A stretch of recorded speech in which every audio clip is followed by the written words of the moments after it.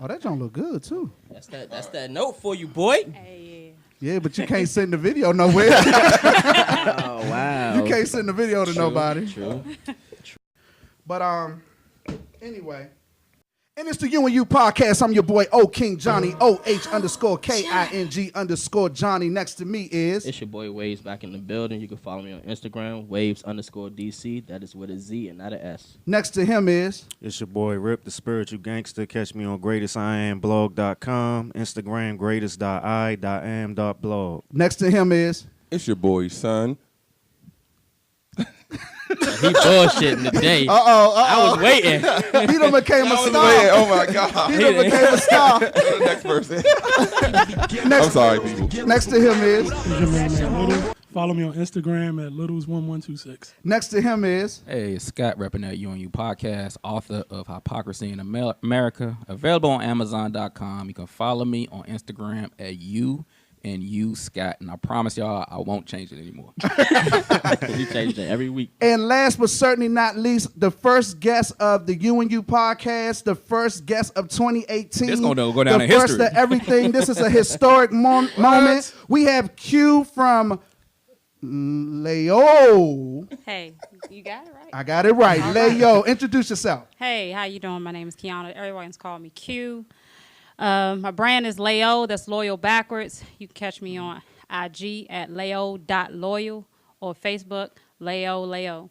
Hey, and there you have it. Layol. So while we got you on the mic, just tell us a little bit about the clothing line and what got you into fashion and all that good stuff. Just give us a little bit of backdrop. Yeah, so I've been into fashion since I was a baby, since I was a kid. Okay. Having all these Barbie dolls. I know pretty much the viewers out there understand the girls about the Barbie doll session. But then I started I started sketching. Like I could sketch you guys like instantly, like with perfection. Wow. So then I just started selling stuff, making my own shirts at a young age. And then me and my brother got this T-shirt line when I was 18. And it was called The Underground. And at the time, I'm immature, not knowing what's going on. So I kind of got out of that. And then I started working up against the wall. Okay. So that kind of pushed me more. So I was still doing clothes. I was still doing the T-shirts back then. I'm an 80s baby. Okay, so, me too. So all that happened. And then I kind of got out of it. I was like, you know what? This ain't really what I need to do. Let me go to school. Let me go back, get my degree. Okay. So I went back, get my degree. And I was like, okay, well, this is when Bush was in office. So I was just like, well, if Bush in office, I know I need to get a degree and move forward. All right, now real quick, are we talking about Father Bush or Son Bush? Son Bush. Okay, Son Bush. Okay. Son Bush. just so we can get a time frame. Yeah, around the 9/11 time. Okay, got you. Yeah, so yeah, I got my degree. And so then I was just like, okay, what I'm going to do, I'm going to get into IT. So I said, I'm going to spin the wheel, whatever lays into my hand. So I got into video. Okay. Then I was just like, you know what? This is really not for me. Let me go back into my passion. So I got back into fashion. Gotcha. So I've been grinding every day. When I get off work, I grind every single day. I make my own clothes. All right. So I came up with the word Layol because this is who I am. I'm loyal. Okay. There's no filter with me far as me being loyal. And I put that and I abide by that through everything. That's my moral. That's who I am. All right. So, and my brand is I want people to embrace who they are. Gotcha. Like, don't be fake. Right. Yeah. It's not a thing. It's not cool to be fake. Right. Even, it doesn't matter, gender, race, whatever. Just be who you are. Right. So that's why I put the name Layol. And actually, the name back here, the logo back here is actually the name. Got you. So a lot of people don't know that he thinks it's a girl, but it's pretty much like the L is right here, and then you have the A, and you have the Y right there, and the O. I see. That's what's up. Okay. Yeah. So you seen that here first at the U&U Podcast. So yeah, that's what that's about, and I'm just glad everybody is. I just love the movement that's going on, and I just want to embrace that and support that, and I just want to be true, and I want everybody to be true. Don't try to fake who you are. Right. I don't care who you is, the bullying, all that. Stop all that, and just just be real with each other. Yeah, no doubt. And that bullying comes out of exactly what you're talking about, a lot of insecurities and not sure about who you are as a person. Well, here to U&U Podcast, we are real. We try to keep it as real as we can. Usually we are all male show, so we have a all male opinion. But today we're going to get to hear from one of the ladies. Q is in the house, so we're going to see how this goes. We're going to see, we definitely going to see how this goes. This is new for us, so bear with us. We're going to get started with noodles. Oh, I'm sorry. Before you move on, just want to jump in real quick. I was doing my research. I went on... That is not right. You good. Go ahead, Scott. Hey, I was doing my research. I went on the guest Instagram. I was checking out her clothes, and I noticed that one thing I really like is that her clothes, they were really, really high quality. Right. I mean, she got real clothes. She got polo shirts. She got button downs. She got different type of like overcoats. She got sweatpants. I mean, stuff looked real fly, real high quality. And my biggest question is, where can I get some? Like, what do I have to do to get? Well, we definitely to get right. We definitely gonna make sure that she breaks down how we get our hands people get a on product, the material, right. Because the clothes look real nice. I need some new clothes. I know that's right. And y'all know I'm not shopping at H&M no more, so I gotta spend that money. I gotta spend that money somewhere else. Hey, and you know what I'm loving about tonight is that we're gonna be up and giving shout outs to a lot of Black-owned, up and coming business and situation and ideas, and I love that. I love what we're doing. But Scott had a question for you, Q. He wanted to know, is there a site or something that we could go to purchase the actual clothes? Most definitely. Okay. I have a website. It's www.layol.co. It's not com, it's .co. Okay. And what I'm going to do is, it's a lookbook right now. Okay. But the 2018, the 2018 March, April, I'm actually going to have everything online where you can purchase it. It's more like, if you have it, you may not get it no other time from somebody else. So I do create your own. Okay. I've done stuff for the mommy. Yeah. The mommy lover. Yeah. That guy. That's you. You the mommy lover. Because he didn't introduce himself. The mommy lover. So the mommy lover over here. He became a star this week, so he's struggling. No, I really wasn't. I just was on some other stuff. So it's basically a custom to fit. So that's what it's called, a CTF. So if anything that you do get, it's pretty much going to be custom, or it's just that one time and that's it. And then as, days and months and years progress, I'll probably do 2, then 3. But yeah, I actually have New York Fashion Week coming up. Oh, wow. Wow. So this is my second time doing New York Fashion Week. It is February the 9th through the 12th. So I'm really looking forward to this. So this is the summer, spring. That's So what's up. I had a fashion show last year. I had New York Fashion Week last year. This year, I have 5 actually fashion shows that's coming up. So I'm really looking forward to that. And like I said, I promote y'all 110%. Oh, yeah. Like all day. And I was just about to say, keep us posted on those dates for the fashion show, because I'll definitely come out and support that. Yeah, we'll definitely do for that. sure. And, let me jump in real quick. I just went to the website and I was looking at some of the stuff. You do have some good stuff. The clothes are fly, and it's real high quality. Like them button button downs is nice. I'm trying to get me a few looking of at them. some of the stuff. Yeah, just let us know. I'm definitely down to buy some things. You know? Yeah, no, most definitely. Like I said, we'll actually talk. Okay. But I just want everybody to keep hashtag the movement. Oh, yeah. Without the movement, we ain't moving. Right. And without the grind, we ain't grinding. That's right. That's definitely right. We got Well, you. before we move on, I just want one quick question. What's some a fashion tip that you can give us guys as far as what not to do when it comes to getting dressed? Stop sagging. Woo! And there you have it. You heard it here first at the U&U Podcast. Also tonight we're shouting out 3 strike. 3 strikes punch. 3 strikes punch. I done crushed my cup already. Y'all all right, so behind. we He alcoholic though. So the cast is all here. We got our cups. Nobody's taking a sip yet, but me. I cheated. That means But we're gonna take a sip. We're gonna give a quick review, real quick, fellas. Take a sip. I drunk mine. Hey, son, just so you know, all great writers are alcoholics. Oh, I do want to say something to you guys. I mean, to the viewers out there. I just want to say hello to my Layol fam. Y'all know who y'all are. I just think and I love y'all to death. I just praise God all day long. So I'm very grateful. I'm blessed and I'm humble. So I just want to give that shout out to all the viewers out there that's actually listening.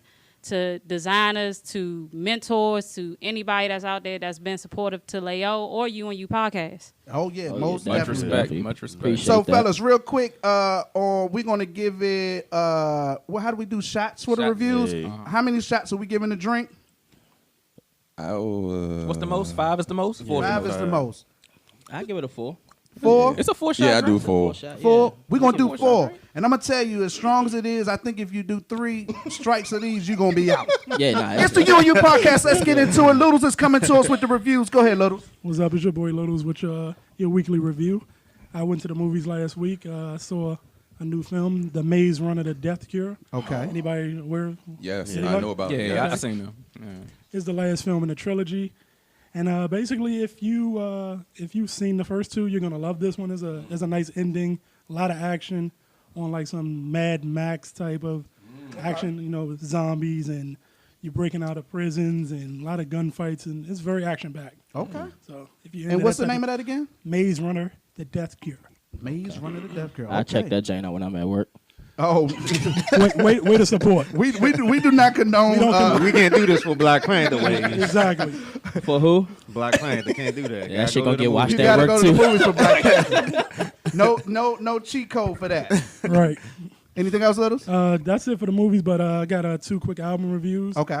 Well, today, officially, Justin Timberlake's new album came out, Man of the Woods. Okay. Mm-hmm. And he definitely made up for his last album, the 2020 Experience, Disc 2. You didn't like it? I didn't like Disc 2. Disc two, Okay, no. Disc 2. Disc Yeah, 2 Disc two felt was- like it was a bunch of leftovers that shouldn't have That made didn't it. made it. Yeah. Okay. I feel you. This one is more like it feels more like a Justified album, more like his first one. Yeah. Okay. But it's like a grown-up version. You can tell he's married and he got kids, and he speaks on that a lot. The standout song on the album is probably, I think it's called Young Man, the last song. I'm quite Okay. sure if you have children, you'll love that song. Okay. I don't have kids that I know of, but I like that song. Uh-oh. Nah, it's a pretty good album. It took me 2 listens though. The first time, you know how you try to like skim through an album, Right. and I was like, oh hell nah. But, I kind of went on Twitter to see what everybody was talking about. People, oh, this is a great album. So I was like, all right, let me give it another shot. Because maybe I missed Yeah, something. you know what I'm saying. So when I actually listened to it in the car, it was pretty good. Okay, you know what I'm okay. saying. So it's a really good album. And what's the name of it again? Man of the Woods. yeah, Man of the Woods. I'm about to check that out, Justin Timberlake. And what was the other one? The second one was Lil Wayne released another mixtape called Dedication 6 Reloaded. Ooh, fire. And I'm not even going to lie, this song, the mixtape has 20 songs on it. Looking at the track list now, I haven't made it past track 8 because it's one of the best songs he's made in a long time. Oh, wow. It's called Back from the 80s. I had it on repeat like all day. Okay. That And shit is fire. I can only give you a review of the first 8 songs. That's how far I got. Wow. So far, so good. So far, so good. Minus this one song. He remade Kendrick Lamar's Loyalty. Okay. And it's one of the worst songs I've heard in a long time. Wow. The girl he has on there signed to Young Money. Her name is Steph. You can tell she got signed because she's beautiful and she got a big ass. But she is terrible. She's a Spanish singer, though. She's a Spanish She can't sing in Spanish either. No, I'm telling you. She can't sing That in might be- English or Spanish? Terrible. Jeez Louise. If you see her on Instagram, you'll know why she got signed. And Wow. it damn sure wasn't her voice. Wow. Back Like the 80s is track number 8. So if you're going to listen to the mixtape, check that out, as well as Family Feud featuring Drake. Wow. Okay. Those are my I got reviews. And an the Big album. Bad Wolf. I got an album. Go ahead, Rip. What's your album? The album by Sir. He's on the TDE label. Yes. Okay. That album came out last week or the week before like last? 2 weeks ago. Yeah, 2 weeks ago. It's an R&B album. It's a real good album if you like R&B soul.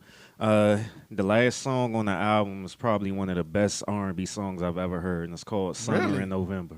Well, I really got to hear this song. Yeah, I'ma check that Best shit you out. ever heard? One of the best R&B songs I've ever heard. So let me ask you this, Rip. Is this album better than a Trey Songz mixtape?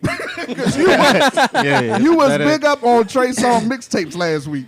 I wouldn't say it's overly better, but it depends on what mood you in. Okay. Because Trey is more sexual type stuff. Okay. And this Sir stuff is more calm and mood type. Like maybe if you chilling, drinking some Hennessy or smoking some weed type stuff. Oh, okay. Can I ask you a Gotcha. question, Rick? I got to get Yeah. drunk and high to listen to it. Go ahead. Is it more like a Daniel Caesar type R&B? Around along that, like a Division, that traditional R&B type stuff? traditional R&B. I can't really say that. I look at it as more soul. I don't like to use the term neo soul, but it's in that area. Yeah. Gotcha. Well, do he ever go, hey, ooh? Okay, let's have a little fun. I got a question for everybody here. We're going to go around the table. You listen to the show. You know how we do. Mm-hmm. So the first question is, what's a movie and a TV show that you refuse to look at, no matter what anybody says about it? Let's start this one with... Let's go this way. Let's start it with... Son. All right, let's start it with Son. Only reason I say I want to start because this week I just was talking to some guy at my job. Uh-huh. He's about 45. Okay. And he swear up and down I should watch Godfather. Okay. Wow. I'm not going to watch Godfather. And it's like 3 of them. Yes. And it's They are too great. long for me. No homo. I got you. They're like 3 hours. Because I told him that my first time ever watching Scarface was like 2005 or 6 or something like that. Okay. So he said, man, if you like Scarface, then Godfather will kill that. I'm not watching Godfather. Period. Wow. Well, let me say this. Period. Let me say Godfather this. was good. Out of all the mafia movies, Godfather 1 and 2, hands down. Hey. Hands down. Storyline, everything about it. It's like it's the standard for mafia movies. You're not going to convince me. It took me a minute to watch it. And I'm not saying that to even convince you. I mean, I get it. It's some stuff that I just refuse to watch. But I'm telling you missing out on a great movie. Littles, let's go to you. I'm curious. As far as TV shows, I refuse to watch Seinfeld. I watched it once and I was like, hell no. Wow. It's overrated as hell. Yeah, I agree. It didn't really do anything for me. Not your type of comedy. Nah. I feel you. I need some laugh out loud. I don't really want to think when I'm watching TV. I just want to. Right. I just want to laugh. You want and dumb giggle and jokes. shit. Right. Lowest common denominator. I like to laugh. I'm fat. I'm already funny. I don't give a shit. You know what I mean? So that's.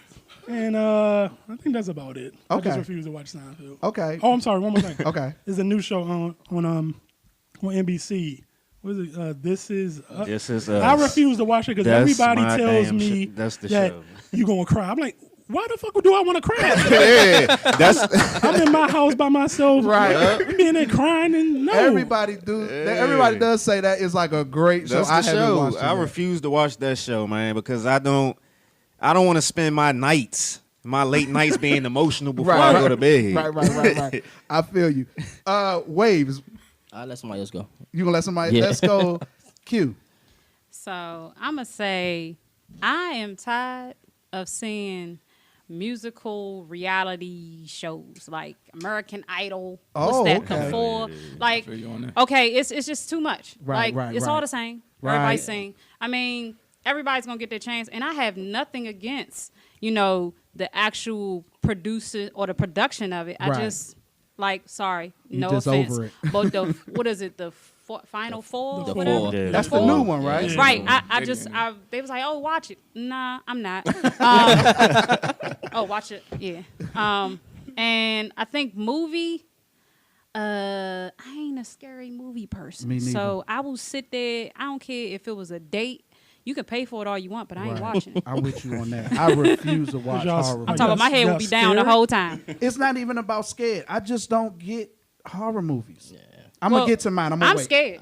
Oh, you scared? Well, I don't like to be like suspense. I don't want to. Got Yeah, you. I want to be able to control my own fear. Got Yeah. you. Got you. In a movie somebody else made. Exactly. But the bloody, the guts, the Right. ripping the heart out and eating. Yeah, it's too much. I'm with you on I'll that. pass. Scotty, what about you? Movie and TV show? Yeah, you could do one or the other or both. A TV show, I refuse to watch anything that start with The Real Housewives of. I'm not watching any of that. Movie I refuse to watch, bro. I got a long list. I refuse to watch The Blind Side. I refuse to watch The Help. I refuse to watch the Legend of Bag of Vans. I refuse to watch the Green Mile, big old dumb magical Negro walking Hey, that around. was a good movie. Yeah, the Green Mile was a good movie. I like Green So Mile I'm too. not watching. I feel not you. me. So I feel basically, you. you don't. I'm like, already angry. You don't like the movies when the white people come say the black. I don't want to see I the white definitely feel you on savior. that. Though. I definitely feel you on that. Like I never seen Roots. Hey, I'm not Sorry. mad. Me neither. I've never seen it in its entirety. I've seen bits and I pieces. never seen it I'm with at you all. on that. I'm with you on Wow. that. Wow, I'm with you on that though. Rip. other than This Is Us, I don't really have. I mean, I'll watch any movie. Okay. Because I think it's always interesting information in movies, so I'll watch anything. Got you. But This Is Us, I can't do it. Anything. Got you. All right. Any movie. I refuse to watch any movie that has Oprah Winfrey in it. Wow. Not that I have anything against Oprah Winfrey. I actually love Oprah Winfrey. I love everything she means to the culture. I love that she has become the success that she has become. I don't understand why people rag on Oprah like they do.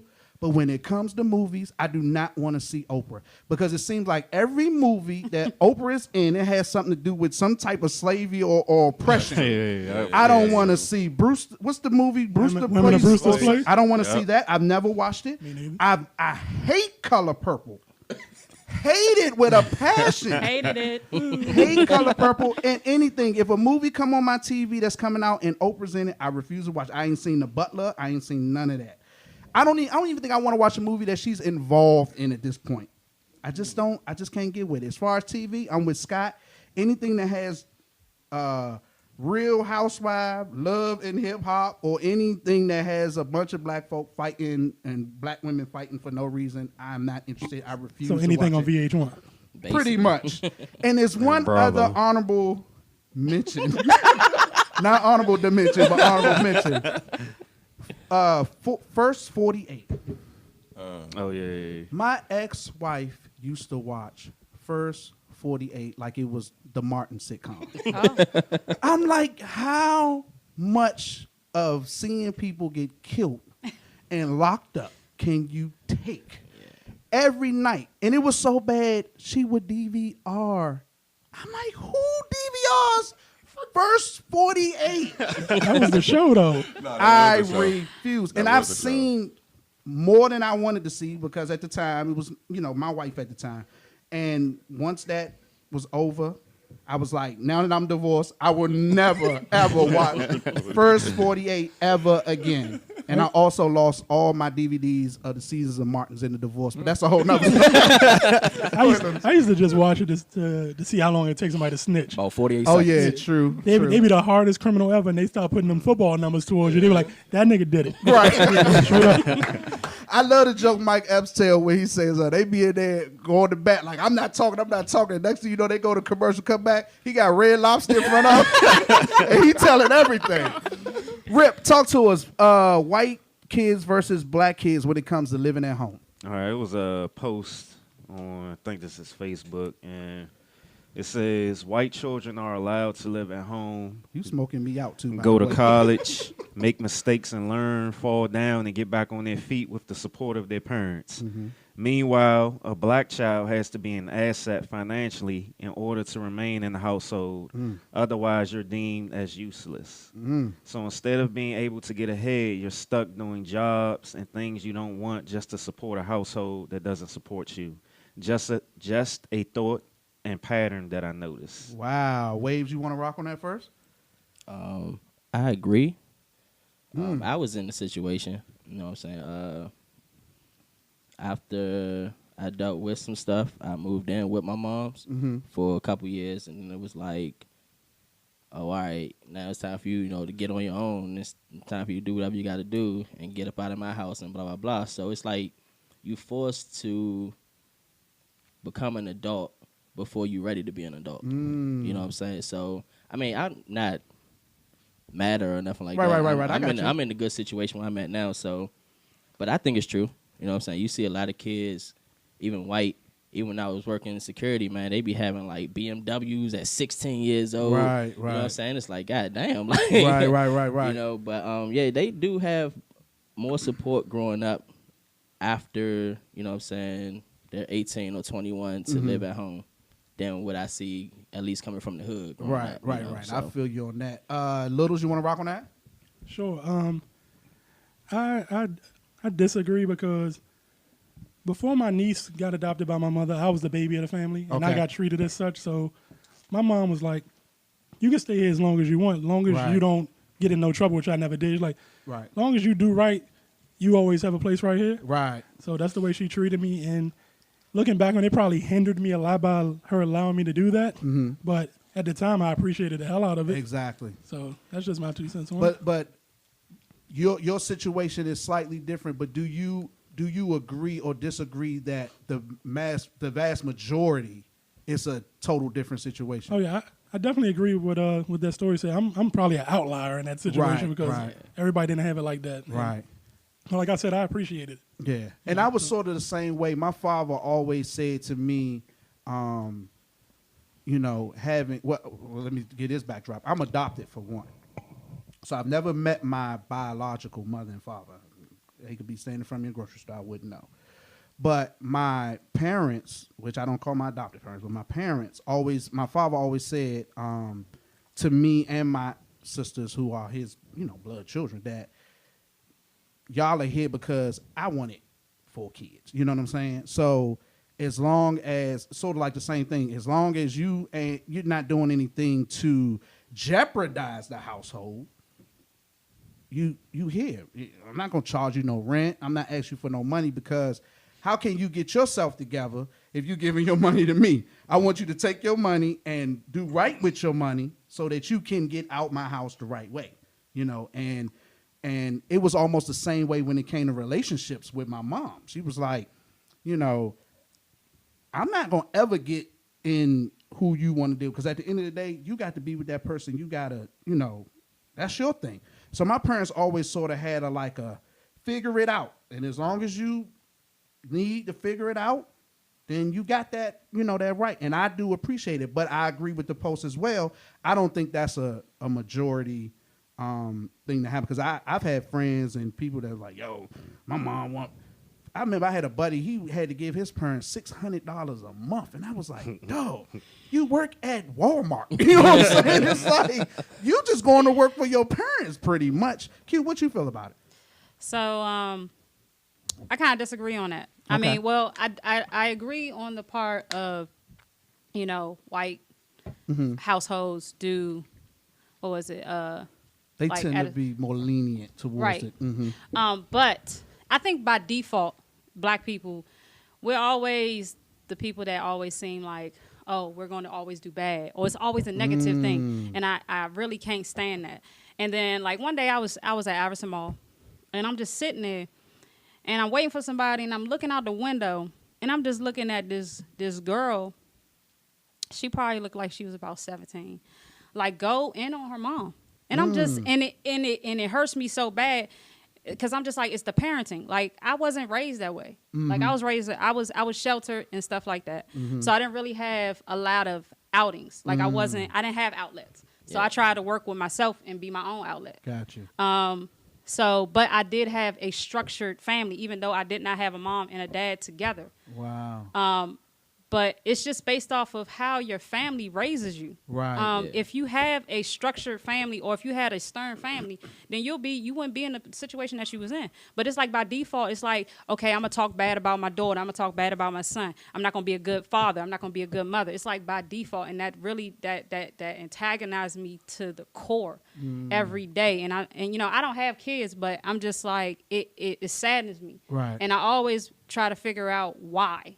And I can't answer those questions. But it's like, okay, if, say like a prime example, if you was raised this way and then I hang around people that are that way, you gravitate by what is in front of you. Right. But instead of taking yourself and shifting yourself to the left and to the right, you can be like, oh, no offense, but you can be like that white family. I just think that we're subject by default to be a certain way, and you know, we need to stop that. I agree. Let me ask you a quick question. You say you were sheltered coming up. A lot of people say kids that are sheltered, they grow up to be the wild ones. Did you grow up to be one of the wild ones? So I was very shy. Okay. I did not have a voice because I was a bully. I got bullied. Oh wow! When I was young, because I didn't. Well, I mean, I had the assets, but everything else was the appearance. Like the appearance wasn't there, but I had assets, and I'm just like, you know, like I was this size at 15. Jeez Louise! So when I was 15, I looked like I was 18. Wow. When I was 18, I looked like I was 21. Wow! And you know, just things just grew upon what it did, but I wasn't a wild one. I was kind of rambunctious. Like I became a rebel when I hit 18 because I'm just like at this point, you know, what can mom or dad say? Like I'm doing me at this point. Right. And so like my brother said to my mother when I hit 18, you need to let Q or Kiana do what she needs to do because you done held her down. You can't hold her hand. Right. But I always wanted to be independent. Like at 13, I wanted the job. So it's like I didn't care about nothing. I just wanted to see the money. I hear that. So like I said, it just all depends. Like I really wasn't that rebellious. I kind of got out there like probably wilding out probably when I hit my mid 20s. Okay. All right. I was just curious. Sir, back to the topic. So I agree with the topic, but I think it's a good and bad thing with the white kid and the black kid. Okay, talk to me. Now, the reason I say this is because when I was living with my father, once I graduated, I told my father, man, I'm taking the summer off. Right? Nah, I did. Seriously. I said, I'm taking the summer off. He said, not in here. You gonna He said, not in here, you going to get a job. Right? So he made me get a job, and it wasn't more of he was trying, when I hear, you got to be responsible when you're a black kid, when the parent do that, that helps you in the long run. If you pay attention to the white kids that are being treated that way, they don't know how to be responsible. So that's why they make more mistakes than a black kid would. They get away with everything. That's true. I mean, because it's white privilege. But his white privilege. Say that again, sir. Hashtag. Sound like Scott. But nah. No, but seriously, I think by my father giving me bills, but my father didn't give me like, hey, you got to pay $600. Right. It was more like he made me pay stuff that I liked, if that makes sense. So if I'm working at Target, I'm making a little something. Right. He ain't making me pay the electric. He like, hey, you like to watch TV, pay the cable. Pay your cell phone bill. Gotcha. That's more of being responsible. That helps you grow. Like, hey, all right, before I do anything, go buy some shoes, some whatever. He ain't telling me what to do with my money. He just like, hey, just make sure you're responsible. That dialogue was right. there. Yeah. Because if my father did what the white family does, I don't know how it would be right now. Right. Like, how could you become a provider if you don't know how to? If your parents is the ones that's providing for you all the time? And we're not saying it's all white. Yeah. No, I'm just saying. But you got to say these disclaimers because they'll come for it. It could be inheritance too. Yeah, we're not saying it's all white families, but it's just less likely to happen in a black family. Yes, I agree with that. Scotty, talk to us. It's all circumstantial. I was definitely in a situation where I was told, even though I didn't pay no bills, even though I didn't buy anything, after I graduated from high school, I was told this is always going to be your home. Right. Stay here as long as you need to. Right. We going to support you and whatever you want to go out there and do. But I understand some people didn't grow up like that. Yeah. But sure. As a group, not individually, but as a group, white people in America control a vast majority of the wealth. Don't quote me. I believe it's over 79%. So they're in a better position to where their kids get in trouble or cut up or act a fool. They're in a position where they can literally cut them a check and like, look, you going to college. Yeah. I'll pay for it. I'll send you here. Yeah. I got you. I talked to my buddy down here. He got you a job. Right. I'm gonna buy you a car. You're going to work for him. Right. So we hear these stories time and time again. True story. I ain't gonna name no names. A Caucasian man that I work with was telling me his life story, and he was basically, he was hooked on drugs. He was getting locked up. He was married, got the girl next door pregnant. He ruined his life, this, that, and the third. Guess what his father did? Father wrote a check and sent him to college for 4 years. Wow. He was like, you gonna do something with your life. Wow. So we not in a position to do that, but we gotta come together as a people, and that starts with the people in your own household. That's true. If you can't come together as a family, that's just going to condition your kids when they getting out in the world. If I can't depend on mommy, daddy, brother, and sister, I can't depend on none of these Negroes out here. Yeah. How many times have y'all done heard, like, I don't trust you to do this because of my uncle or my brother or my sister? If they not looking out for me, what do I expect from you? Exactly. That is so true. That'll mess a person up. So we got to come together as a family, and we just got to do better, man. For sure. Look, we love white folks so much, do the same thing they do. Hey, they stick together, we got to stick together too. I'm with you on that. Bring us home, Rip. Yeah, I agree with Scott. It's all circumstantial. Me and my older brother, we were fortunate enough to have parents that allowed us to live there until we were able to purchase our own homes. So we never had to worry about going out and renting an apartment or anything like that. We told them what our goal was. Our goal was to buy a house, and we was given the amount of time to do it. We saved our money and, got our homes. What was interesting, just sitting here having this conversation, just thinking about it, I was kind of surprised that my parents even let us do that to an extent, but I kind of understand because of how poor my parents were, because they came from the South, and they was poor, like poor, and they was like sharecropping when they was kids. Good Lord. So it had me thinking like, damn, so I'm surprised they ain't. Sound like one of them Oprah movies. I'm surprised that they didn't have, kicked us out when we finished high school while we was in college. Be like, get your own thing. But then on the other side, it make me think they didn't want us to have to work as hard as they did. So they allowed us certain privileges in order to get certain things that we want. So now just thinking about it, it makes me even more grateful that they did that, because thinking back where my mind was when I was 18, 19, or 20, I wouldn't have been ready for all that stuff. I would have been out for a little while, been right back in my parents' house. Yep, like I did. And, as you was talking, I was just thinking, like, when I left initially, when I think I was maybe 19, 20 years old, and I got my first place, that Rip used to always hide sodas under the seat. I knew he was going to bring that up. But I left not because there was pressure for me to leave. I left because there was just certain things I wasn't able to do in my parents' house that I wanted to do, like have girls come over and spend the night. You know what I'm saying? So it was like, you ain't gonna do that up in here. So because I knew that wasn't an option, I was like, I'm working. I got a little bit of money. I want to get my own place. You know what I'm saying? But it was to cut up. But like you said, because I wasn't really ready for that, I end up having stints where I had to go back home for a year or two. You know what I'm saying? Because I done blew my money or let my bills get too far behind. You know what I'm saying? But I am glad that I was able to have somewhere to come back to. You know what I'm saying? I didn't really have that issue. I mean, I didn't have like the go back. It's more like no. And it's me and my brother. My brother's the oldest. He's 9 years older than me. But I got the stuff where you had to literally, well, if I wanted to get my driver's license, you better make the money to do it. Go to school. If you don't get your good grades, you ain't get nothing from me. Right. So I had to work hard to do what I had to do. So, and I love the crap out my parents because they structured me to just be self-sufficient, even though, the whole stipulation is about the female being independent, but whatever. But I'm just saying. So do you consider yourself an independent female? I am independent because it's me. It ain't nobody else but me. I have my family to back me up, and I have my friends that are my family to back me up. But far as me being independent, I am independent because I'm here by myself. I'm doing things for myself.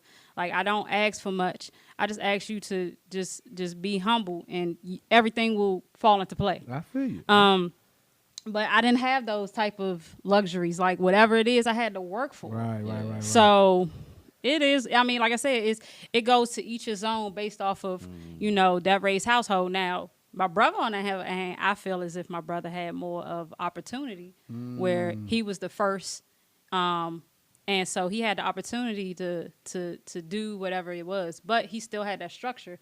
But like, if he wanted a car, he got his car. I didn't get my first car by my family. I had to pay for my car. You sound like me on that note. I mean, for me to go through that, and I'm being a female, I just like, dang. Yeah. So, when school came, if I ain't I'm talking about college. Like, I went to PG Community College after school, 13th grade, and it just wasn't my thing. Right.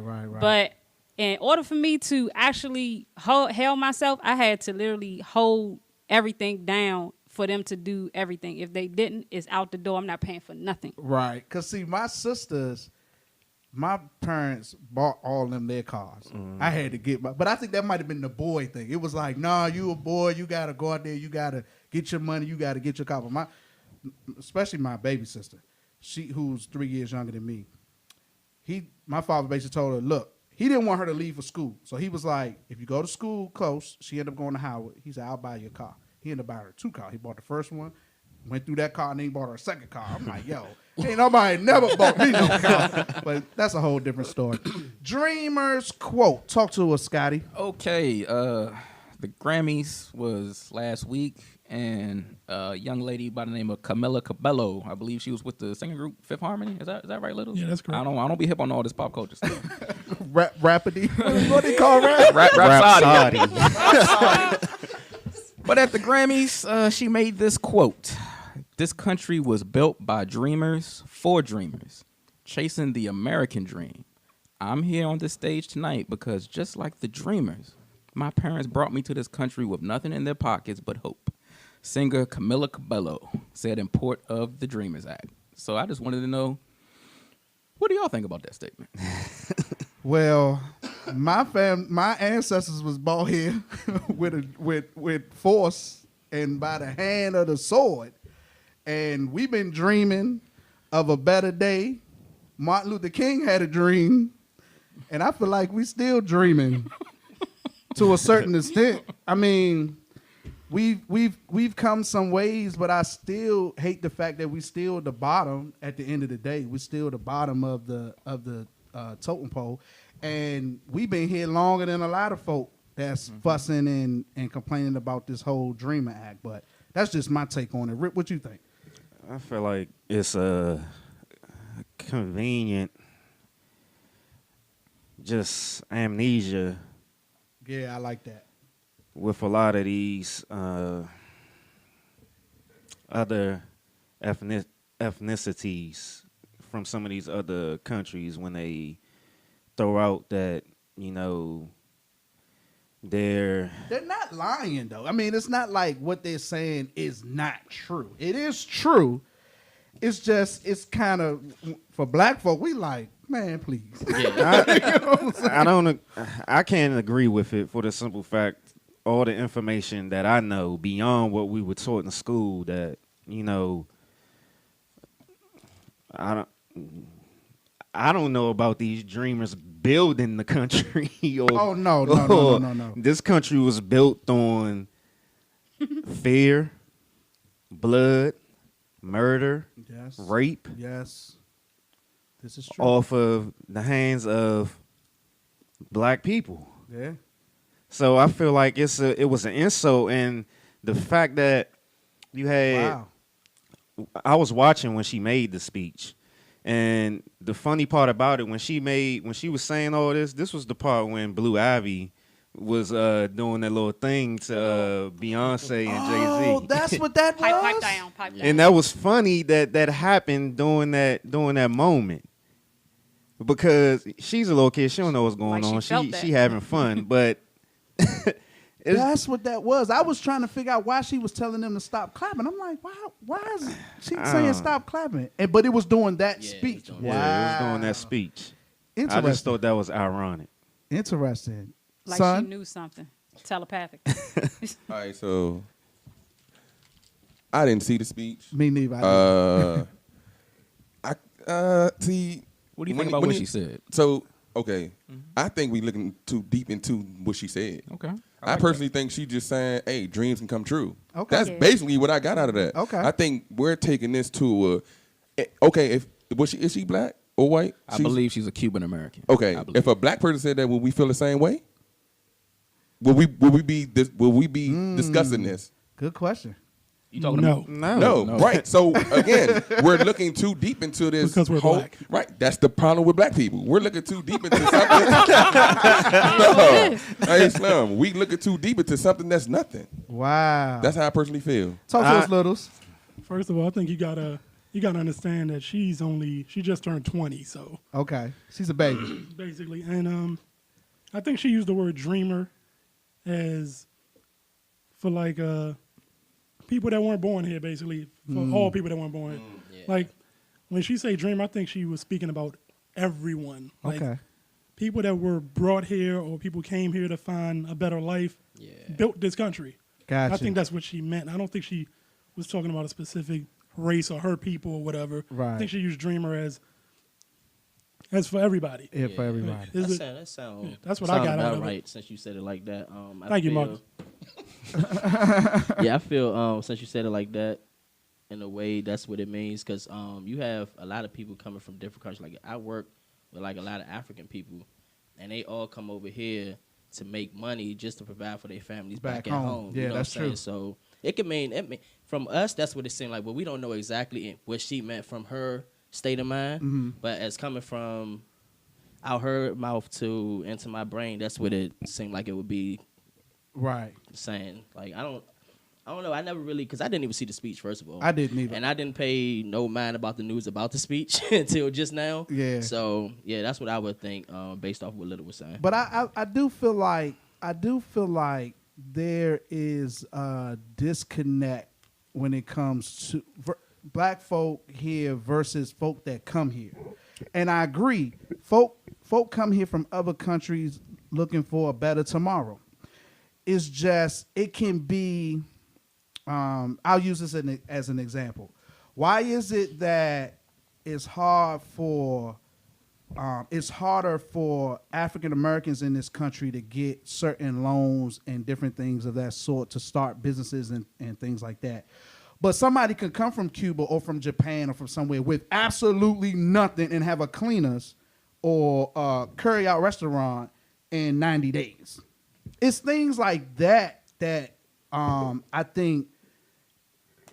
What am I trying to say? I think the country caters more to the people coming in than the people that are already here, and in essence, sort of built this country because we're still waiting for I our. just feel like it goes back to that stereotype. Okay, talk about it. We always being Jump on the cue. stereotyped. Go ahead. Like every day we being stereotyped. We walk down the street because of this, that, and the third. But we may have things in our pocket that you don't have. But my thing is, I'm not talking about a gun, but I'm just saying, far as that, just to piggyback from the actual message that she said, I kind of agree with all y'all. It's an opinion. More likely, it's just based off of her being a dreamer, her saying that dreams do come true. I do agree with you guys on that. So I just think it is going a little bit too deep because she is young, and maybe she really hasn't developed and adapt what's really going on in this world. And if she has, then kudos for her. But to go back to what I was saying, as far as the stereotype, we are always going to be stereotyped. Nowhere, no matter. As far as the loans, it's because we always are being downplayed by certain things. It's because we're black, or it's because we're this, or because we're that. Oh, we talk a certain way, right? And it's just who we are. Just good point. And my thing is, if you don't talk this way, nah, or the way you look, no, that's not gonna work either. So it's like you have to put on this whole face just to make America happy. If I could, I'm sorry. You finished? I'm not trying to cut nobody off. I apologize. Son, you think we're going a little too deep on this one, right? Yes. I hate to disappoint you, sir. I'm about to go deep on this one. I'm sorry. I'm not mad. That's what we're here for. Just to give a little context to what she was talking about for the audience who may not know, the Dreamers Act is basically a immigration act. When President Obama was in office, he signed an immigration deal saying that basically the Latino community, if they're under 18 years old, if their parents came over here illegally and they had them or brought them with them, they could stay in this country. That's the deal President Obama signed. He gave them a pass to citizenship. Gotcha. But President Obama's not president no more. Donald Trump's in office. And he wants to build a wall and send everybody back home. So now all the people that are calling themselves the Dreamers, they're upset. This is really an immigration issue. They don't want to go back. They don't want to go back. Obama said they could stay. The Republicans said, y'all got to go. Donald Trump said, I'm going to build a wall. I'm going to throw you over it. You got to get out of here. Wow. Now, this young lady, she went on stage and said, this country was built by dreamers, for dreamers, chasing the American dream. That is a lie. It is. This country was built on 247 years of free African labor. That's what built the country. Why she can sit up there and say, my family came to this country with nothing in their pockets and built a dream for themselves, they could do that because they knew they can come over here broke because they knew they could get money in America. That's what I'm saying. The only reason they could handed to them. The only reason they can get money in America off the country that was built by slaves.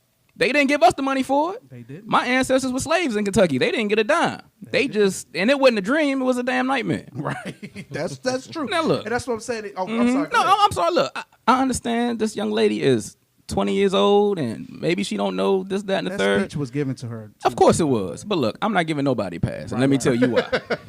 These other groups use black people. Yeah. When Trump say Muslims can't come in the country, black people is out there riding for him. When the white woman want to throw on a pink hat and flood D.C., talk about how much she hate Trump, black people was out there with pink hats on too. When the LGBT community, when they hate Trump, we right there with them. When Amber Rose want to do a slut rock, we right there with her. But when something want to go down for black folks, the only people out there riding is black folks. Right. These other groups use us to strengthen their movement. And when they can't use us good enough, they pretend like our history is their history. Indeed. Look, there's several things she could have got up there and said to strengthen the validity of the Dreamers and the positive contributions she's made to this country. She ain't had to get up there and tell a bold-faced lie on us. We got to check that. Because revisionist history is very dangerous. We let this slide. 20 years from now, they be writing in the history books how migrant workers and dreamers came over here and built America. It's already happening. It's funny you say that. I saw a post where a parent was showing the history book. Mm-hmm. And in the history book, they were saying that, how did they replaced the word slave with migrant worker. Migrant worker. And they said the teacher was saying that we decided basically to help them build what we have now here in America. Not that we was forced to do it, but that it was our idea. Let us help you build this. So they're already starting to try to rewrite history. That's happening. That my kids who are 3 or 2 and 1 would have a whole different analogy or a whole different idea of what we went through really as African American by the time they are age. Their whole view and whole perspective on it is going to be totally different. Yeah. That's kind of alarming. That's kind of alarming. I don't know what that would mean for in the grand scheme of things, but I find it very interesting. And it also makes me believe that even some of the history that we have or that we know is a lie. Because the saying is, he who wins the war writes the history. Case in point, I don't think we came here on slave ships. I'm not going to go too deep into it, but I don't think we came here on slave ships. I think when they talk about the American Indian, I think they're talking about African Americans. I think black folk were already here. Yeah. We were here. It happened. Yeah. Well, first of all, go ahead, Rip. No, talk to me. I'm going to just give a disclaimer. Both things are true. Yeah. Black people were already here, and some of us did come over. But I'm saying what's considered African American, a lot of us were already here. We were already here. Yeah. This is our ground. If you look back at very early pictures of Native American Indians, they're black people. Black folk. Some of them you can't tell from an African tribe. Black folk. Not to go too deep into it. I'm going to be real short. If you pick up a book by Dr. Ivan Van Sertima, they came before Columbus. He got all the receipts in there.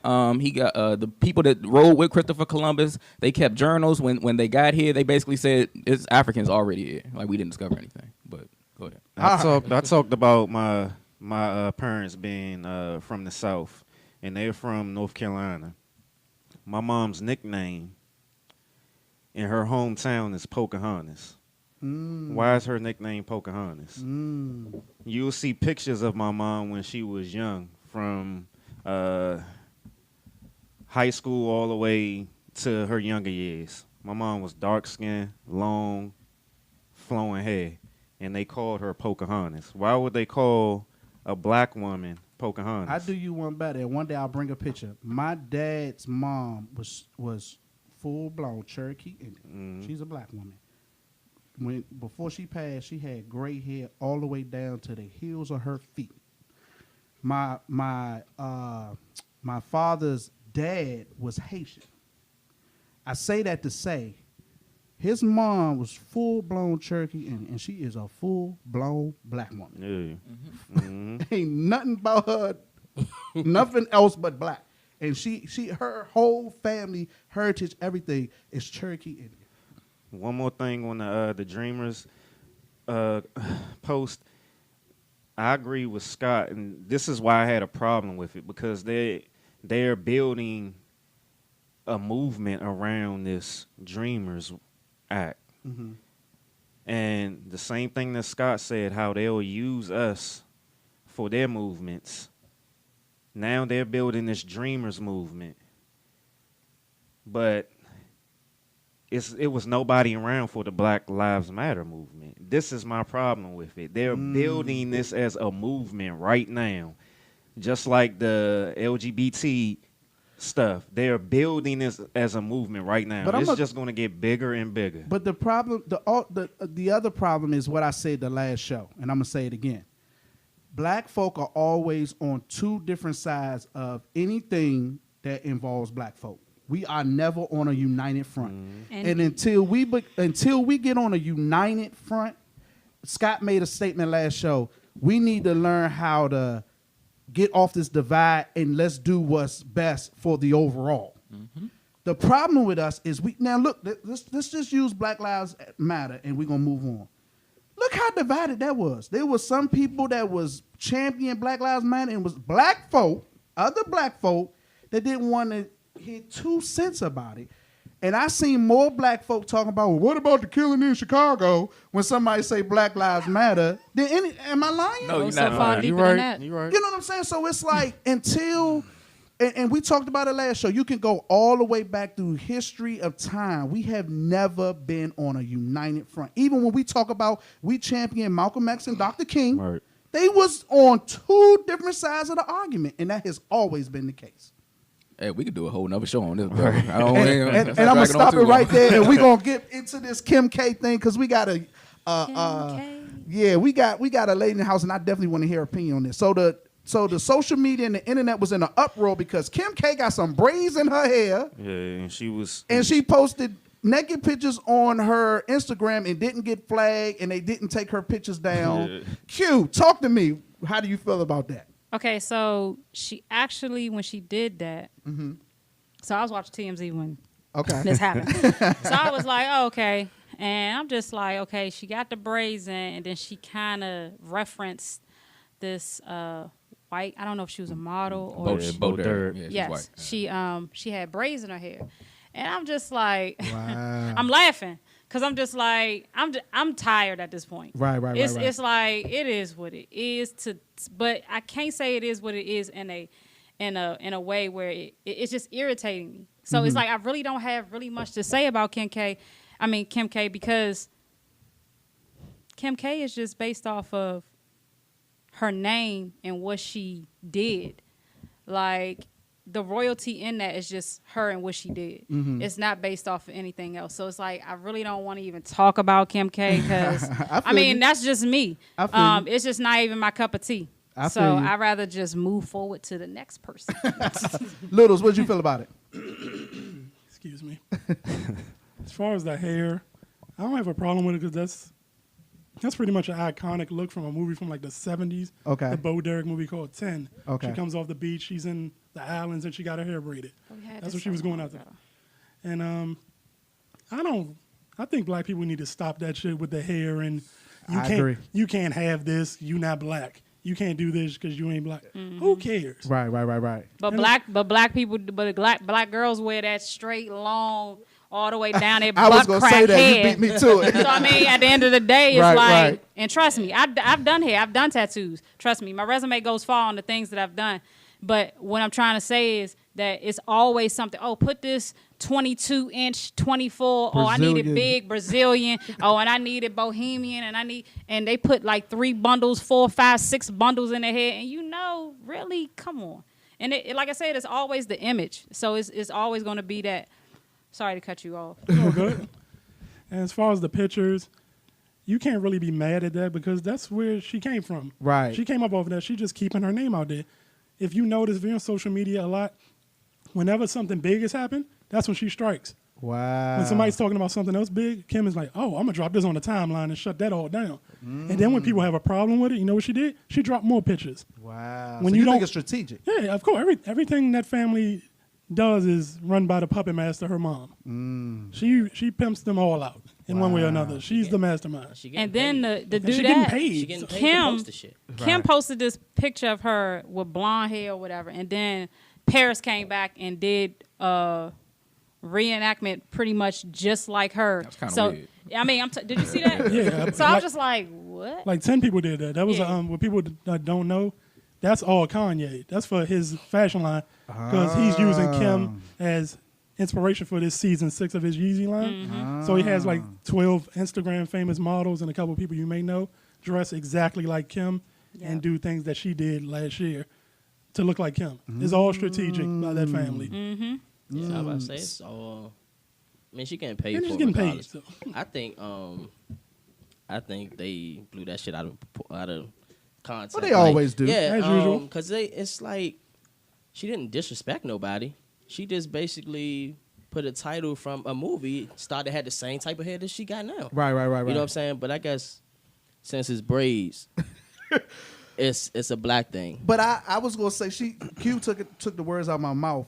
It amazes me. Y'all know my take. I think black folks spend too much time worrying about the wrong stuff. But it amazes me as much weave as black folk buy to look like They buy all of it, brother. all of it. They run Lace the runs weave. be like 2,000, 3,000. Exactly. Walk in the store and say, "Give me all the weave." I'm like- I got a pickup truck in the back. not the queens of somebody else's hair gonna talk about somebody's braids. Braids. We talking about braids. And it was even not a celebrities, perm. We talking like, about braids. about it. That's what. That's Not how you know it practice. was deep. We talking about practice. I'm like, come on. It's amazing to me. Rip, talk to me. I'm gonna stick to the braid part for now. Okay. And everybody who's spoke on it so far is right. As far as we putting too much attention on this, and this is exactly why she keeps doing it. But just for information's sake, the braids aren't called Bo Derek braids. They're called Fulani braids, and they're from the Fula people in West Africa. Break So, it down. That's just basic information for people who didn't know. Okay. Yeah, it's funny that Let me ask you a quick question before you go. Do you think Kim K knows that? no, she definitely don't know Okay. that. Go ahead. And there will always be a double standard when white people appropriate our culture. As to when we do it, it was difficult for years for black people to have dreads and stuff working in business professional arenas. But it's okay, you know, for white people to do it, to wear braids and all that other stuff.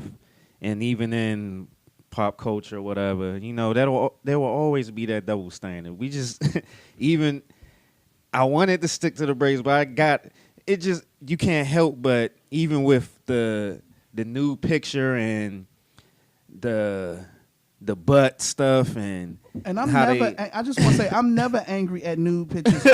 Listen, if Kim K want to be butt naked on her social media, let her be butt naked. I have no problem with it. And that's why we shouldn't even give it the attention that Indeed. we're giving it. We should just let her look stupid. It should just be that. We shouldn't even give it no type of attention. The more and more attention that we give it, the more and more she gonna keep doing it. The more and more she gonna make more money off of it. But you know who's her biggest following? Black folk. Black people. They And black that's people.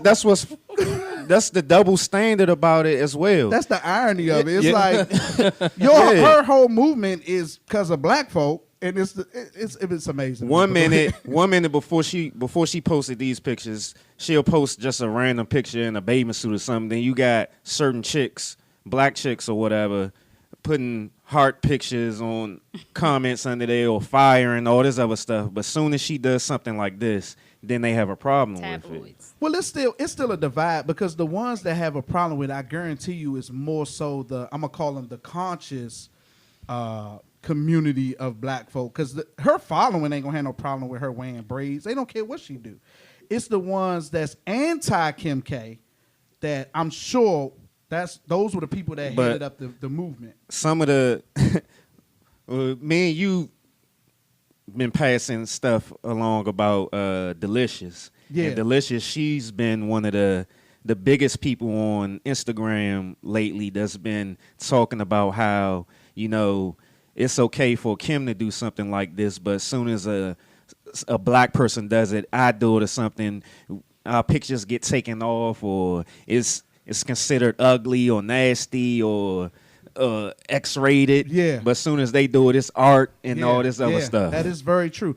Yeah. But what I say to that too, and then I'm gonna pass it to somebody else because I feel like I'm taking up too much time. But people and I have no problem with Delicious. Delicious, keep posting all the pictures you want. But listen, when people have these problems with this, so Delicious has the issue with Kim K and her. You in a position now where you have some influence, you have some money. Won't you start your own version of an Instagram? Or won't we start our own version of Instagram where if you want to do whatever it is you want to do, you don't have to worry about somebody coming along and taking your pictures down because now you own the platform. One day, I have a dream. I'm going to take a line from Martin Luther King. I have a dream that one day, all the stuff that we have a problem about as a community, we set out and we do our own thing. NBA players, if you don't like how owners are running a team, take your money, put your money together, and start your own league. The triple Bs. If you don't, but look, that's a good point. Look how we act about that. We think LeVar Ball is a lunatic, but he's doing what we should always set out to do as a community. We got to stop crying about Grammys.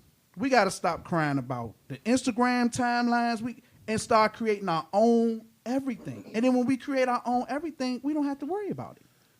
Am I right or wrong? You're right. We spending a lot of black people spend too much time, like I always say this, we always trying to keep up with the Joneses, and those Joneses is the white people. Yes. We spend too much time trying to impress them, be like them, imitate them, whatever you want to call it. We spend too much time trying to be where they are instead of doing our own thing.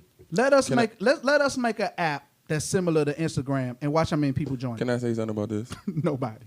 I can care less about her posting pictures. I just want to know, do her mother have an IG so I can hope she posts some news, man? Like, do she got IG? Nah, seriously, do her mother have an IG? I have no idea. I'm pretty sure I think they all do. Do she post nudes? I wouldn't know, brother. Okay. I'm going to follow her mother. That's what I'm going to do. I'm going to follow Chris. I'm going to follow her mother. Kris Jenner, that is funny. But she like guys that dress up like women. So I do that for her one night. But no, when I was saying all that, when I was saying the stuff with Delicious and all that other stuff, I was just thinking like, you brought up the Iverson. I was thinking like, man, we sitting here talking about ass and titties. Yep. That's what not we've come building to. the community. That's what we've come to. Not getting the better mental health. Yep. Pulling our money together. We talking about ass and titties. It's a sad state of At the affairs, end of the brother. day. Ass and titties. At the end of the day. But that's how they make their money, though. That's no doubt. We're not knocking that. What we saying is, black folk get too caught up in that's her groove. You know what I'm saying? And if you don't like her groove, then you create a groove. And for people to have, you know what I'm saying? Yeah, I got you. But see, it's like this.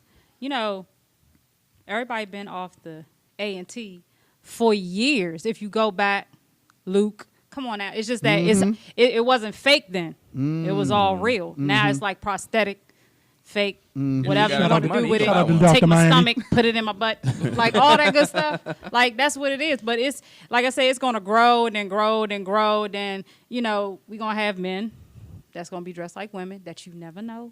You never know out there. And you know what's funny about this plastic surgery thing that you bring it up?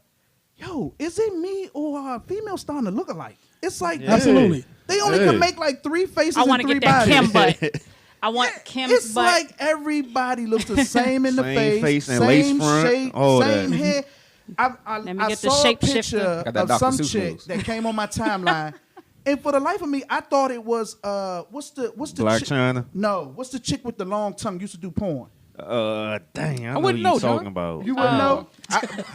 Dang. You know the K or That's something. a Right? Cakey. Yeah, cakey. But it wasn't her. Yeah. And I was like, yo, this chick looked just like Cakey. I'm like, that's spooky. When y'all doing so much plastic surgery that all y'all look the same, that's spooky. Man. Scott, you ain't say nothing. Talk to us. Here we go. Look, man. I was shocked and surprised when I heard Kim Kardashian was accused of cultural appropriation. I was like, what? You saw what? Kim Kardashian? Right. This can't be true. Look, man. Black folks, wake up. Every few months, the Kardashians do this. Right. Before this, it was with the T-shirts with Biggie and Pop. We talked about that, yeah. Kim K did a photo shoot before where she was basically in dark skin, and she came out and was like, "Oh no, my makeup artist just messed up my toner. No, guys, I wasn't doing blackface. No, they running around. They were rappers and ball players, and they know what they do. Look. Yeah. One thing the Kardashians know very well is how to hustle black people. Yes, indeed. Let me tell you something. Kim Kardashian and the people around Kim Kardashian, when it comes to social media, they not stupid. They did this because they know they knew it was gonna get a buzz. Mm-hmm. They knew it was gonna trend. Mm-hmm. They knew people was gonna talk about it. Mm-hmm. Look, when is the last time a mainstream media outlet gave a damn about a black woman's hair?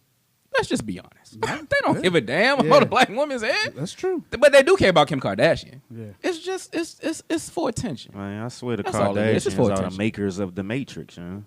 I swear they are. Why you say that? Because just like Scott said, they control everything when it comes to black people.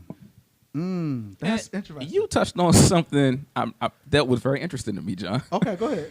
And you were right. A lot of black women do follow Kim Kardashian, and they do follow, like her posts, put little hearts, whatever the hell they doing that shit. And the sad thing about it is, a lot of these black women wish they look like Kim Kardashian. The envy. They want her. They want to look just like her. Yeah, That's why they love her so much. And with the Delicious thing, this is the last time I'm going to talk about Delicious. Delicious can sing her I'm ass Delicious. off. Yeah, she can. Like, she talented as hell, but she worrying about ass and titties. It's just, it boggles my mind. But y'all gonna leave Delicious alone. Speaking of that, and this is gonna be off topic. I just want to talk to all the viewers out there. Parents, stop posting your little girls, kids twerking. It pisses me the fuck. I agree. Excuse my French. Oh, Don't worry, I'm talking we're about an they explicit show. twerking, Right. they twerking, and then you posting it, and you thinking. My thing is, you don't block it. It's never blocked. Like, but you'll block a black girl doing this and doing that, but you won't block a daggone little 2-year-old twerking, like showing her butt and everything. Like, it disgraces. Come on, But for real. It's like you said, ass and titties have taken over the world, Even and for it's the- like even for the little one. Even for the look, but it's like everybody think that's the meal ticket now. Shake my ass, and They just want the attention for the comics and the likes, man. Our biggest problem That's for black crazy. people, I refuse to believe it's anything other at this point.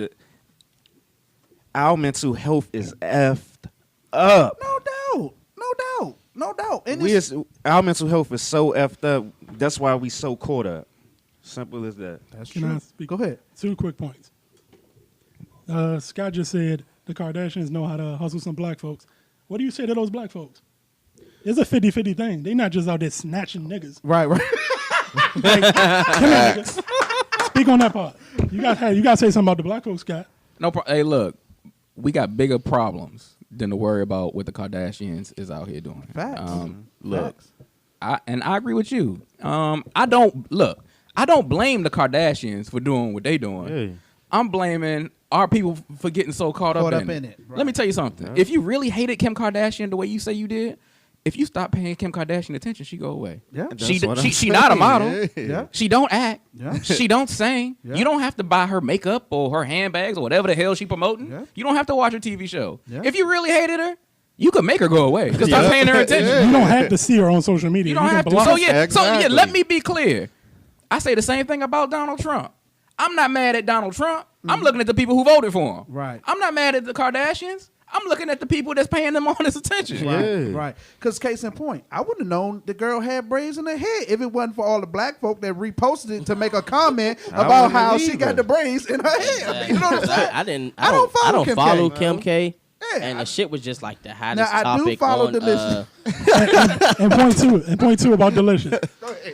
Delicious, she can complain all she want, but she ain't Kim Kardashian. Kim can get away with that. She got like 100 million followers. She might have a little pull on Instagram a little bit more than delicious. Kim Kardashian definitely has the leverage to get away with it. You can't be not disrespecting delicious. You can't be a 7th to 8th man off the bench talking about the NBA All-Star and what they get away with. It's just LeBron not gonna get happen. some calls that you ain't gonna get. Exactly. That's a good point. That's a good point. But leave Delicious alone. That's enough of it. Y'all gonna stop jumping on Delicious at some point. She just trying to get $1 with the booty and the titties. That's it. You're part of that dollar. Huh? You're part of that dollar.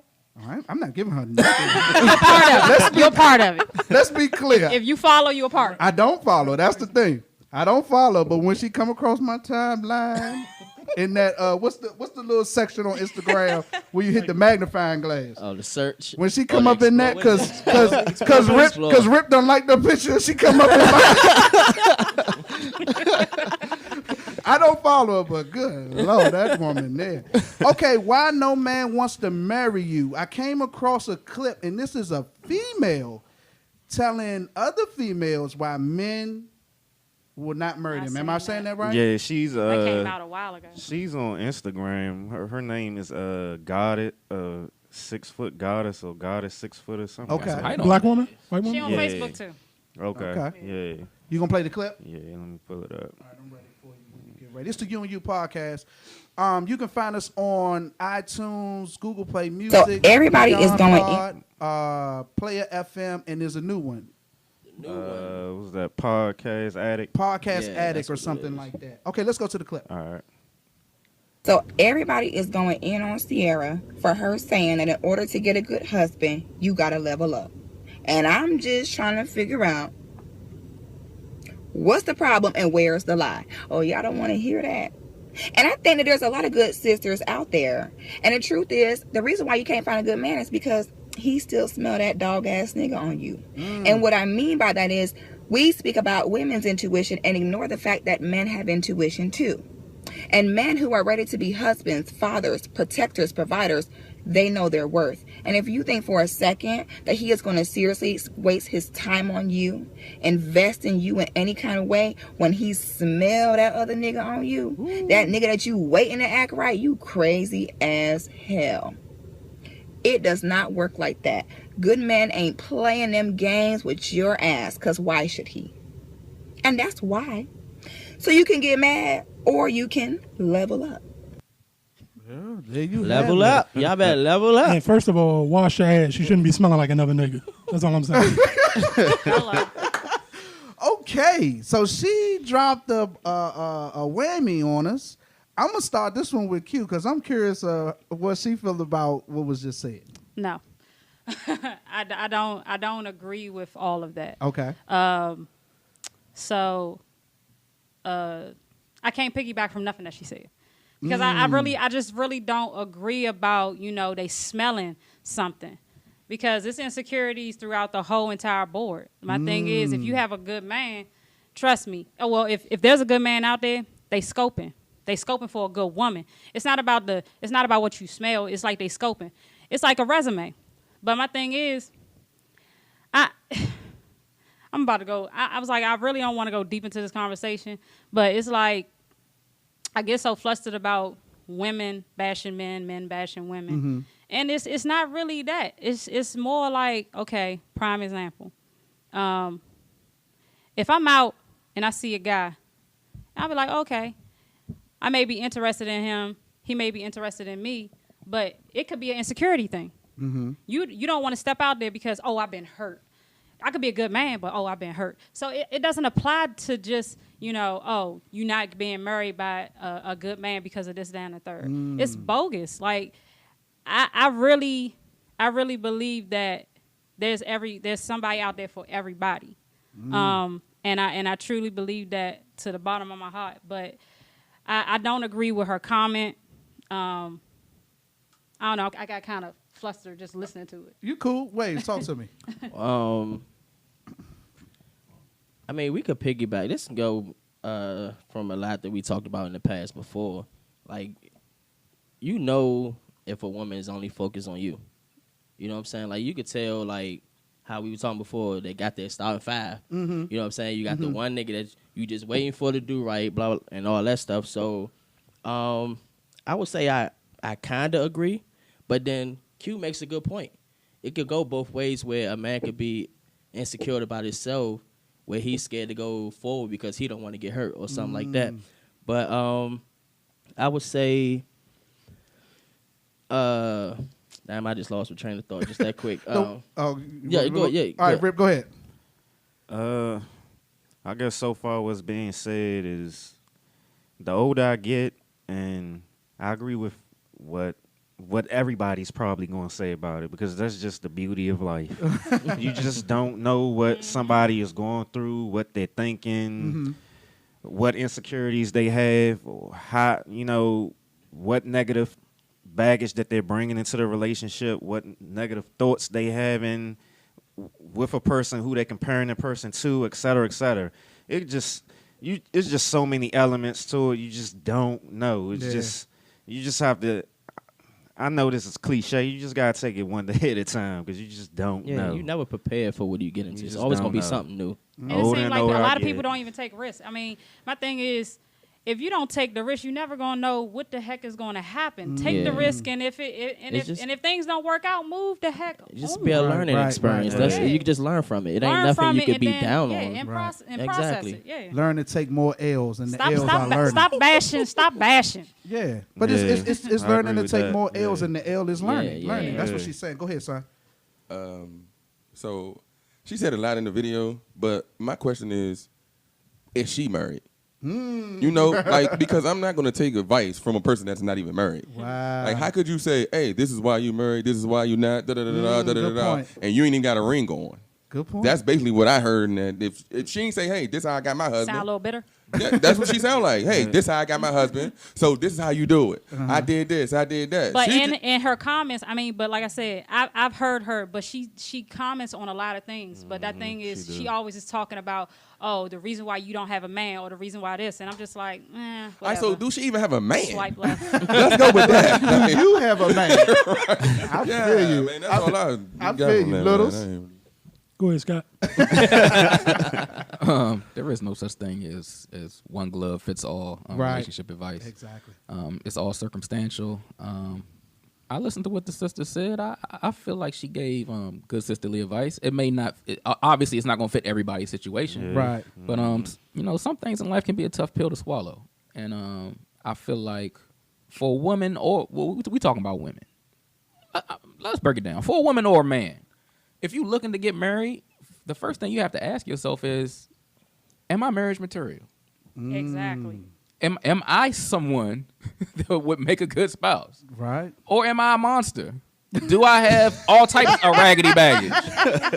Can I control this weapon of mass destruction I call a mouth? Right. Can I stay quiet? Right. Can I control myself? Right. If that don't fit you, then maybe you're not ready to get married. I mean, everybody has to take, in all seriousness, before you settle down, before you get in a serious relationship, man or woman, you have to look in the mirror and you have to have a long, hard conversation with yourself. Right. I agree with that, Am I ready to do this? Right. And, take it from there. Yeah, I think one thing that a lot of times we do as people, I'm guilty of it myself, we tend to put more focus on the other person instead of, dealing with our self-awareness and the things that we need to fix.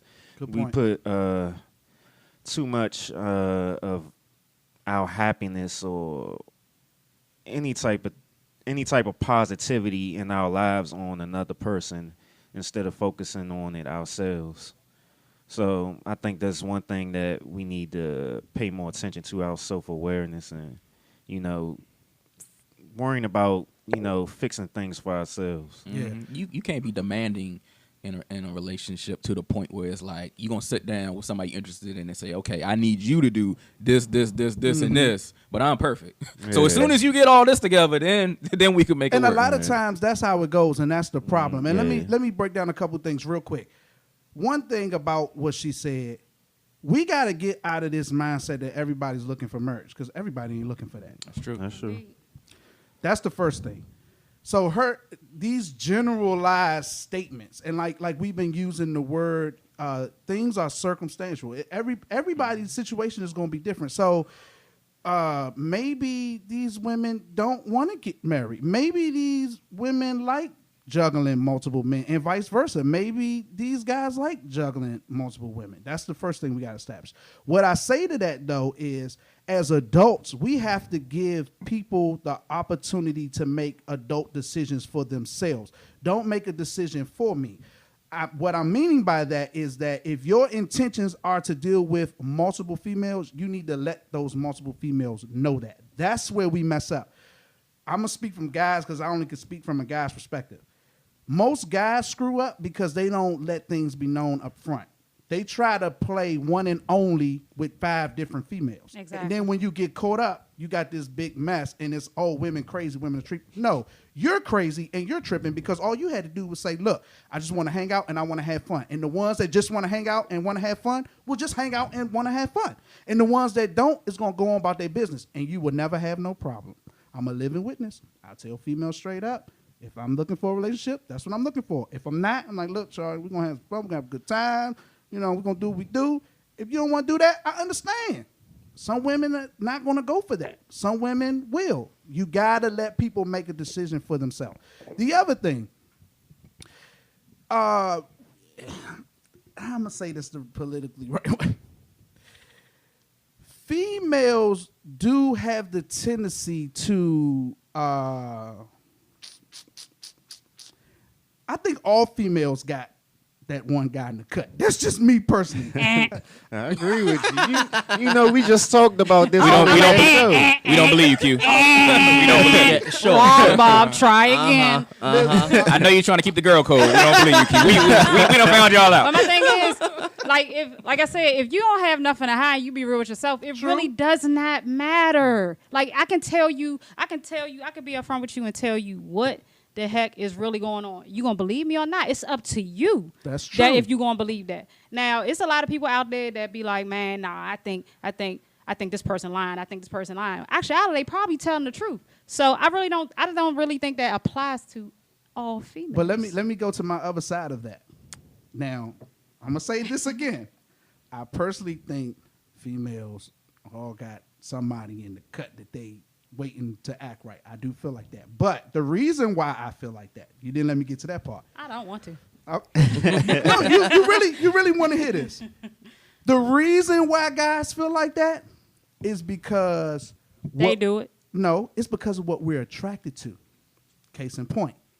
Most guys are attracted to the girl which is not the girl that they really want to keep around forever. That is true. It's that girl that, oh, you know what? I wanted to marry you, but I married somebody else.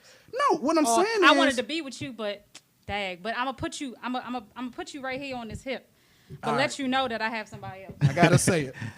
Guys like hoes. And you're not gonna keep a hoe around forever because you know you don't want to marry a hoe. Fellas, let's be honest. Guys like hoes. Does she always come back? And so what she's speaking about is she's speaking about the hoes. The guy know that she's a hoe. You follow what I'm saying? You and so make a good point. And so because the guy, it's the reason why these hoes ain't getting married because they hoes. Okay. Because once the guy get tired of dealing with hoes, guess what he gonna do? He gonna find that woman that he really want to be with and want to marry. That is how a guy could be messing with somebody for 1, 2, 3, 4, 5 years and then turn around and marry somebody in 6 months. Yeah. Because the one he married in 6 months is that good girl. His best friend. That he knew this is the one. But I'm gonna go over here and play with these hoes right now. So is that why you feel like there's females that's always gonna have that side guy? That's why I say the first thing I say from a male's perspective. This is why we think like this. Is because we deal with a lot of hoes. There was a saying in the movie Bronx Tale. It was Sonny talking to the I forget the younger guy, but he said you only get two great ones in your life. You only get 2 great ones. I'm living testimony. I've had 2 great ones. 64 there. One I let get away. The second one I'm trying to hold on to as best as I can. But you only get 2 great ones in your life. The rest is like whatever. Now, that hoe or whatever might one day grow to be this beautiful butterfly and find her knight in shining armor. But right now she hoeing and she dealing with a lot of dudes that like hoes. Dudes are attracted to hoes. We could not be honest about it. Now, what separates is the ones that's able to get the hoes and the ones that's not able to get to it. The ones that's not able to get the hoes, they usually settle down a lot quicker. Am I lying? Fellas, y'all mighty quiet. Am I lying? Not at all. I've seen it in certain situations. Yeah, you right. Most times, the dudes that can't get the hoes settle down a lot earlier than the ones that got a lot of hoes. Look, there's a reason women that are labeled as hoes are never lonely. there's a reason. Yeah, because that's what guys like. They don't have a problem getting men, brother. Yes, not at all. I got beef with you, John. Go right ahead. now. Go ahead. You gonna say the ones that don't get the hoes settle down quicker? I mean, I settle down at 26, though. Like, but that's 26. Okay, though. that's good. Yeah, 26 okay, all right, I'm is good. Okay, all right. You can do a lot hoes. between 18 and 26 I was years getting old. hoes back then. Okay. Did you see my point? He won a banner for getting hoes. I just feel like Mr. Slay over here knew what he wanted. That's how I feel. Yeah, we all know. We all know. And when that person come along, we do one or two things: we bag them, or we try to keep them on ice as long as we can. And then when we feel like they totally slipping away, then we get right. I think it's like you try to have your fun before you get serious with it, where you can't have that fun. But you know who that one is. Yeah. Now the chance that you taking is playing so long that the one could gets leave. away. So you basically, it's like if you that's feel, when you at the job crying. I love you. You know that's when that comes in, because you're trying to play as long as you can up to that. Until I still kind of got her at bay. I still kind of, and then when she say, "Nigga, I'm done," or you see her with that other dude, then you start acting right. You know what I'm saying? Don't call my phone, baby. I'm changing my number. I don't love these hoes. You know what I'm saying? But the problem is, dudes are attracted to hoes, and until they get over the hoes, they not gonna settle down. Yeah. They're not gonna settle down. That's right. That's right. All right. Last one. Is monogamy overrated? We can do this one quick. No. It's not over. Talk to me. Why not? It's not. Why it's not overrated? I believe in it. You believe in it. Okay. I do. Now, you do know, so we learned on one of our shows that polygamy is older than monogamy. Well, we're going to talk about monogamy. Go ahead. I believe in one person should be with one person. I abide by that every day. And y'all know me. Everybody that knows me knows that. I will preach this to the end of the world. Like, I don't believe in multiple partners. I don't believe in having another person on the side. I'm upfront. I'm definitely upfront. And I just feel like all of that is just like you're trying to, if you're not ready, then don't come. That's right. If you're not ready, then don't come. And if you are, be prepared, because it's either you're gonna be all in. Be all in. That's right. Don't sit up there and be worried about the what ifs. Take it, whatever it is. Take it. Take one for the team. Yep. Don't worry about everybody else. Like I said, I love love. So whoever is with that person that they with for the rest of their life, be with that person for the rest of their life. Because trust me, when your kid's gone or whoever gone, who you gonna be with? That's right. Who gonna ride and die for you? That's right. That one person is gonna ride and die, not the multiples, but just that one. Because remember we was talking about, far as the marriage, or what, just to piggyback from having the hoes and this that, and the third. That person gonna be gone. Oh, they was there for you, but I'm talking about this person rode for you through whatever. I'm talking about through whatever. Even the hustlers, even the ones that's trapping. You got that one chick that just stuck through whatever. You been locked up, whatever. It doesn't matter. So what I'm saying is just stick with that one person, because trust me, it's a lot of stuff out here. Diseases. Yeah. Oh, it's real. Yeah. I mean, you don't never know what you got, and then you be like, oh, well, I didn't know. My thing is, you knew what you was getting yourself into when you stepped outside. Indeed. Stay yourself inside. Stay in the box. Don't go outside the box. Indeed. I don't think it's overrated. I definitely believe in chivalry is never dead. I think men should be men, women should be women.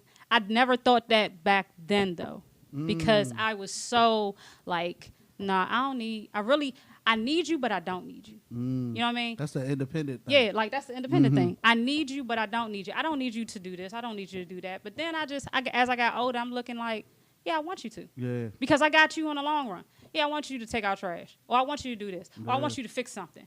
I don't want you to fix it later. I want you to fix it now. Right, because guess what? I'm going to be the one that's going to cook, that's clean, to make sure that you taken care of, make sure that everything is done.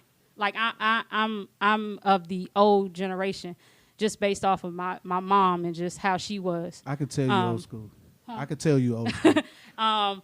So I just believe in that. Like I said, all these people that's out here that's young, watch yourself. Watch your body. Trust me. You don't want none of this stuff that's out here. So stay with the person that you trust.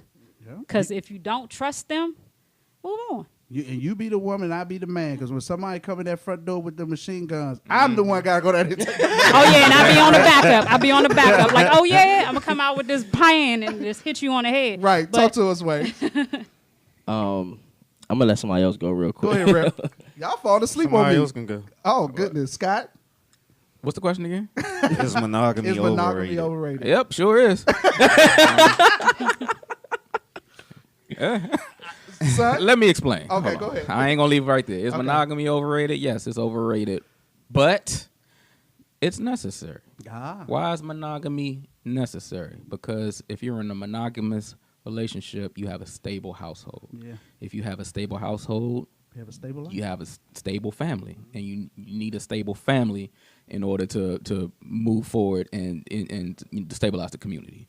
Why is it overrated? Let's just stick with. Look, first of all, there's plenty of people out here nowadays that are in open relationships and everything is fine. That's what they choose to do. They're grown folks. They done sat down and said, this is what we're going to do. There's plenty of people, look, for thousands, I said this before, for thousands of years in other cultures, not just in the past, but right now, there's people with multiple wives, and they make it work because that's what they decided. This is how we're going to live. Here's where things break down. In America, the law of the land is you can only have one wife. So guess what people do? They lie. They cheat. And that's the problem. Wow. You don't want to be upfront with somebody and be like, I like you, but we can be together, but I'm also going to do my thing on the side with these other folks. A lot of people not built to just be straight up and honest like that. I would say in other cultures, they're honest. He's going to tell you I'm going to have multiple wives. He's going to tell you I'm going to have multiple women. And in the open relationship, they're honest. They done sat down and decided this is what we're going to do. Is monogamy overrated? Yes, it's overrated, but it's necessary. In it? Yes. Those things that you yes, talk about? because I am not designed to handle multiple women. I'll admit that. I'm only built to handle one woman. I can't handle multiple women. I'm with you on that. Especially as I get older, I don't have the patience. I don't have the. I don't like to be juggled. You know what I mean? Yeah. When I was younger, I ain't know no better. I was retarded. But now that I'm older, I'm seasoned. I'm wiser. I'm like, yo, I don't want to. One woman is enough for me. One is enough. Is a handful enough. Somebody asked the question. It's basically off of what Scott was saying about when you have everything, when you stable and like that. She was like, what if you have all that? Do men still step out? Some men do. But so do women. We've talked about it Not before. just men. It's maturity level too. Everybody has the ability or is capable of stepping out. It's your maturity level And your choice. Yeah, and your choice that separates you from actually doing it. We all have it in us, male or female. I don't care if females talk all that stuff. There's going to be, it ain't every guy for every female, but there's always going to be some guy that's a little bit more charming than your man. But the maturity level and your morals, like Q talked about earlier, is not going to allow you to step out and do that. Talk to us, son. I'm not going to respond on this. I feel you on that. And I was kind of hesitant asking the married people about that. But go ahead, Rep. Yeah, the way that I've always looked at it is that, monogamy isn't overrated, but the concept of it is overrated. Explain that. I mean, it's similar to what Scott said. In America, we have this concept of monogamy being you marry one woman, you get a house, picket fence, you have these amount of children, you live this life forever. Before you die, you'll sit on the rocking chair on your front porch together. Right. And that concept is so programmed into our lives that we feel that any person that we meet that's how that relationship's supposed to go. So if anybody makes you mad, yells at you one day, disagrees with you, maybe cheats on you, whatever, then that whole foundation has been destroyed because it didn't go according to the concept of how a monogamous relationship should go. And that's one thing that I got caught up into a long time ago. I don't want to get too deep into my parents' relationship, but seeing how my parents' relationship was as opposed to the concept of monogamy had me totally confused on what's right, what's wrong, what should I do, and what should I be chasing for. Do I believe in monogamy? Yes, I do. I believe it. The older I've gotten and the more that I've learned about love and more so loving yourself, that being in a monogamous relationship can be absolutely the most beautifulest thing in the world. Beautifulest, that's the word. Keith Murray on it. But yeah, I feel like the concept of monogamy is what hurts a lot of people out here. And I see it all the time on social media where people posting stuff about their relationship and people posting videos like the video we just went over, why you not married and all this other stuff, and how they root, yeah, girl, I believe you, and this, yeah, hell yeah, fuck that nigga, all that other stuff. We too caught up into concepts that we have been programmed to believe in instead of understanding that we are all unique people and that we need to learn who we are first, how to love ourselves, and then in turn we'll know how to be in a loving relationship. Right.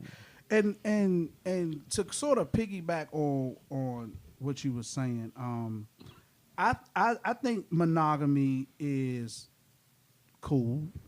I just don't think it's for everybody. Case in point, we know for a fact men outnumber women. So that's your first issue right there. It ain't enough men to go around for every woman to have a man. Let's be clear.